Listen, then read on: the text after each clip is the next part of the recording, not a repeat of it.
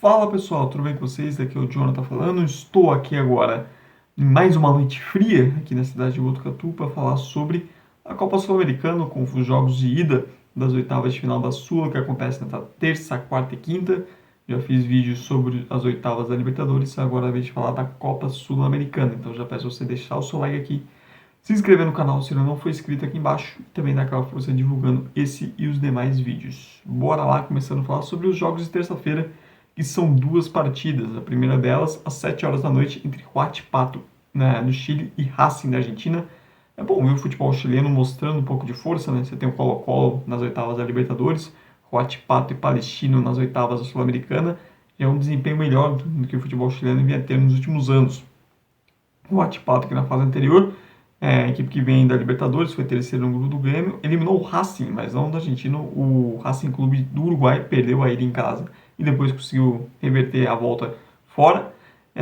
Mas agora enfrenta a equipe argentina do Racing, um time muito mais forte, mais tradição, e não se pode dar o luxo de perder novamente em casa. Não é sempre que você vai conseguir isso, de perder a primeira em casa e depois conseguir fora de casa subir a montanha e conseguir classificação. Até porque esse Racing da Argentina tem um fator casa forte, né? Tem uma torcida para apoiar. Diferente do homônimo uruguaio, que não tinha um fator casa, né? Jogava no Centenário, acaba sendo quase um estádio neutro. O Racing é o favorito nesse confronto, uma equipe que está na parte de cima da tabela do Campeonato Argentino, se classificou em primeiro, se classificou bem no grupo que tinha o Red Bull Bragantino, é o favorito aí para passar as quartas de finais desse confronto, e o jogo de ida pode encaminhar isso. E na terça-feira temos um confronto entre brasileiros, o Red Bull Bragantino contra o Corinthians. O jogo vai ser em Ribeirão Preto, já que o Bragantino não pode mandar os jogos em Bragança Paulista a partir dessa fase por conta da capacidade. Aí a equipe escolheu mandar o jogo para Ribeirão, onde vai ser a grande maioria, a torcida do Corinthians. Jogo 9h30, transmissão da ESPN, daquele Disney Plus, Premium, sei lá das quantas, e também do SBT. O legal que as equipes se enfrentaram no final de semana. Um jogo onde o Corinthians foi melhor, o Corinthians marcou bem, conseguiu dificultar a vida do Red Bull e conseguiu criar bastante, só com o Corinthians que, mais uma vez, pecou muito na finalização, um time com muitos problemas para finalizar, para converter chances, só conseguiu um empate no finalzinho. O Red Bull Bragantino conseguiu levar perigo nos contra-ataques, especialmente ali com o Elinho, que fez um ótimo jogo. Mas é um Corinthians que deve ir com um time bastante misto, quase todo reserva, focando justamente em tentar se sair da zona de rebaixamento no Brasileirão. O Corinthians também que deixando as Copas de lado. Foi assim na Copa do Brasil, mas conseguiu avançar. Vamos ver como vai ser na Sul-Americana. Provavelmente um time bem diferente do que jogou no final de semana no Brasileiro. Enquanto que o Red Bull Bragantino, esse sim deve ir com força máxima, focar na Sul-Americana, uma chance de fazer uma grande campanha. E vamos ver se finalmente o Red Bull Bragantino consegue se impor num grande confronto. Na Copa do Brasil não deu certo. É um clube, um projeto desde essa parceria Red Bull e Bragantino que não consegue se impor, né, nesse tipo de situação. Sempre que o Red Bull tem essa oportunidade, parece que não vai. E agora tem uma grande oportunidade, né? Contra o Corinthians, que vive cheio de problemas na zona de rebaixamento, que vai com o time praticamente reserva. Tudo bem que é em estágio neutro, mas assim, não tem desculpas para o Red Bull não chegar lá e se impor. E conseguir vencer esse jogo de ida e levar uma boa vantagem para a decisão na Neoquímica Arena. Na quarta-feira temos outros 3 jogos, iniciando às 7 horas da noite com Rosário Central e Fortaleza. Rosário Central que eliminou o Inter na fase anterior, evitando o confronto dos brasileiros. Jogando em casa é muito forte. Recentemente, inclusive, venceu o clássico contra o News Old Boys, clássico de Rosário. A torcida faz bastante festa, muita pressão. Ao mesmo tempo, é um time bastante regular no campeonato argentino. Empate, campanha 4 vitórias, 3 empates, 3 derrotas, ou seja, é um time bastante irregular nesse sentido, não consegue ter uma consistência alta para brigar lá em cima. Quanto o Fortaleza, que hoje é um time coletivamente melhor, passou em primeiro no grupo que tinha o Boca Juniors, por exemplo, passou bem. Por isso, vive ótimo momento no Brasileirão, é o segundo colocado, um ponto atrás do Botafogo, tendo um jogo a menos. E vamos ver, né, qual vai ser o tamanho do foco do Fortaleza na Sul-Americana, nesse confronto, porque é um time que hoje está brigando pela liderança do Campeonato Brasileiro. Tudo bem que o Fortaleza tem uma vantagem de não ter Copa do Brasil, ou seja, ele tem um pouco mais de folga no calendário em relação aos outros times.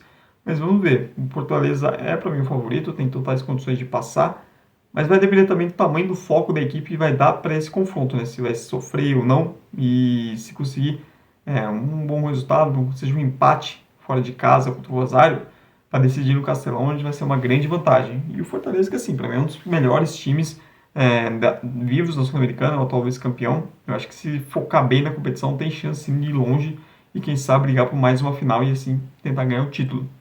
O outro confronto desta quarta-feira, LDU enfrenta a equipe do Lanús, jogo às 9h30 da noite. A ida lá em Quito, no estádio Casablanca, onde a LDU é muito forte, historicamente sabe usar a altitude a seu favor. E acho que o confronto passa muito por isso, né? Na fase anterior, a LDU pegou o Always Ready da Bolívia em casa, fez um 3-0, dominou como se esperava. Porém, quando foi jogar fora de casa, lá na altitude de El Alto, sofreu. Por muito pouco não foi eliminada, mas sofreu bem mais do que se esperava. É uma LDU que caiu na fase de grupos, né, da Libertadores, vem para a Sul-Americana por causa disso, apesar de ser a atual campeã da competição, tem uma tradição, tem que se respeitar.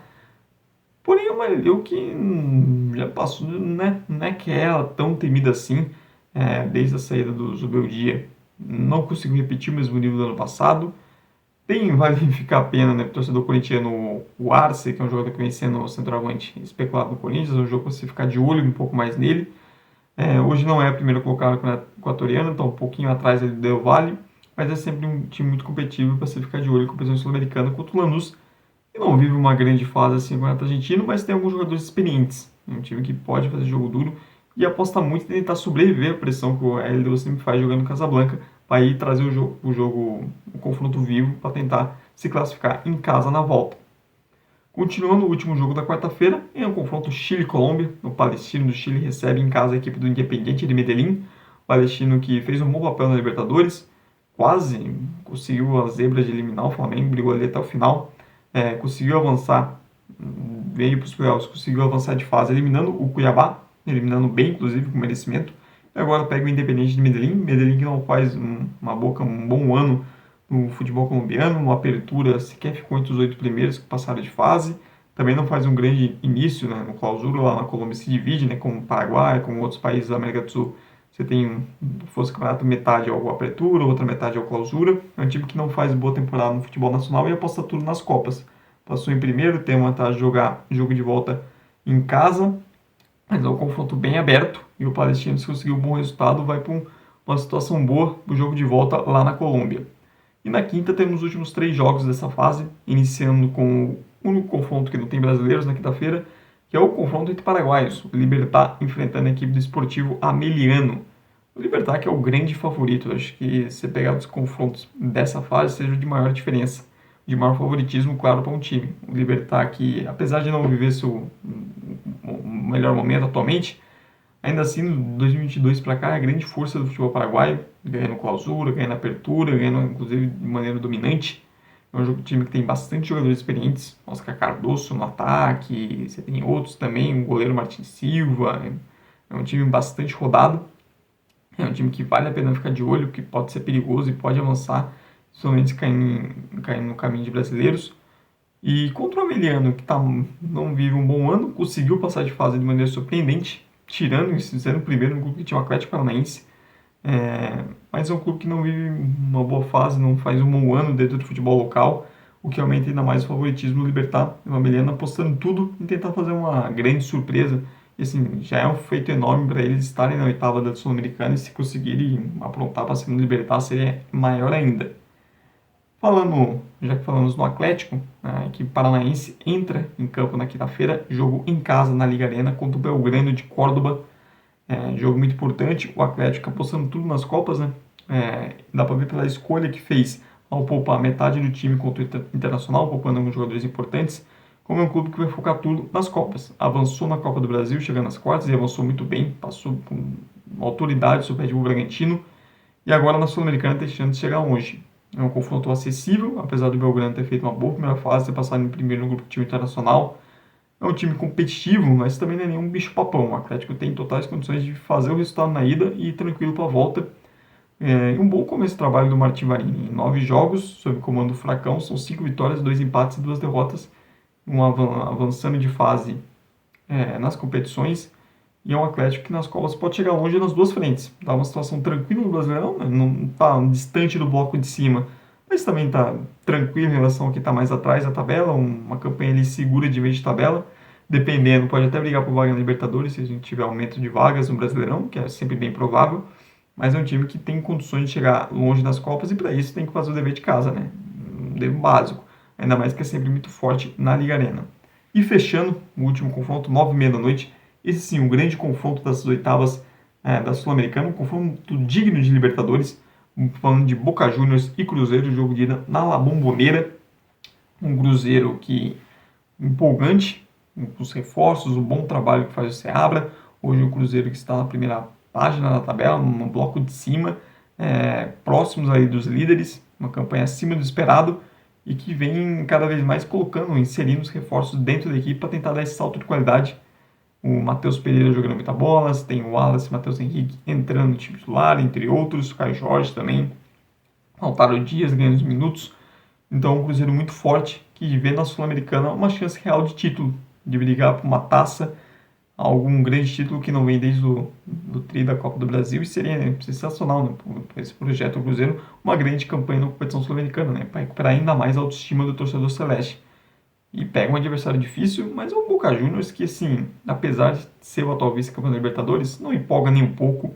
O Boca terminou em segundo, ficou atrás do Fortaleza, não teve um desempenho de empolgar na fase de grupos, conseguiu passar pelo Del Valle de maneira muito sofrida, tomando pressão na ida no Equador, também sem fazer um grande jogo na volta em casa. É um Boca que tem muita dificuldade de se impor, principalmente com bola, já era assim no ano passado e continua assim esse ano. É um time que rende muito melhor jogando de maneira reativa. Tem no Cavani tendo um desempenho melhor nessa temporada, é o artilheiro do time sul-americano, fez o gol da classificação contra o Del Valle, mas ainda assim, é um time experiente, você tem jogadores experientes em todas as áreas do campo. No gol você tem o Sérgio Romero, na defesa você tem Medel, você tem Marcos Rojo, Advíncula, no meio você tem Paul Fernandes, no ataque Cavani. É um time bastante rodado, bastante experiente, e vai tentar apostar nisso, né? Fator casa, a experiência dos seus jogadores para tentar ser competitivo. Está no meio de tabela no Campeonato Argentino, é um time que já não perde faz algum tempo, mas bastantes empates, que mostra a dificuldade ofensiva que tem, mas também ser um time defensivamente bastante seguro nesse sentido, que consegue ser competitivo através da sua defesa e vai apostar nisso, para tentar bater de frente contra o Cruzeiro. O Boca, esse jogo de ida é muito decisivo, tem que sair com um bom resultado, para não ter que ir lá no Mineirão, ter que sair, ter que se expor. É um time que se precisar se expor em busca do resultado, aí sim tem muitos problemas. Contra o Cruzeiro que tem armas o suficiente para sair da maneira vivo e com um ótimo resultado para o jogo de volta no Mineirão. Aí eu prevejo um ótimo jogo. Um ótimo jogo de ser equilibrado, etc. Bola jogada, até porque eu vim fazendo um pouco, é difícil imaginar um grande jogo vistoso assim. Mas é isso, pessoal. Essa é a minha análise dos jogos de ida da Sul-Americana. Quero que você deixe nos comentários se você concorda ou discorda de algo, seus palpites também. O espaço é livre para comentários. E não se esqueça de dar like aqui no vídeo, se inscrever no canal se não for inscrito e dar aquela força divulgando para agendar quem está começando, gravando aqui nessa noite fria. Tive que gravar de blusa porque hoje a noite tá de sacanagem, né? Aqui tá batendo mínima de 7, 6 graus, a noite tá bastante gelada. Mas é isso aí, pessoal. Muito obrigado por quem veio até o final. Tchau, tchau e até a próxima.